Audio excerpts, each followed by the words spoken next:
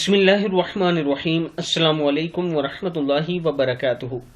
عابد راجہ channel کی طرف سے آج میں اپنے دوستوں کو رسول اللہ صلی اللہ علیہ وآلہ وسلم کا ایک بہت ہی پیارا فرمان سناؤں گا۔ رسول اللہ صلی اللہ علیہ وآلہ وسلم ایک دفعہ مدینہ کے کھنڈرات میں آئے تو وہاں یہودیوں کی ایک جماعت کے پاس سے گزرے۔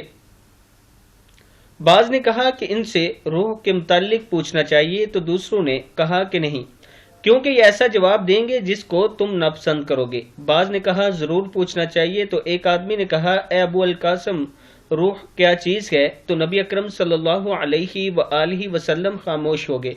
پھر وحی آنے لگی تو آپ صلی اللہ علیہ وآلہ وسلم نے وحی پڑھ کر سنا دی کہ جو روح ہے وہ میرے رب کا حکم ہے اور تمہیں اس بارے میں تھوڑا علم دیا گیا ہے۔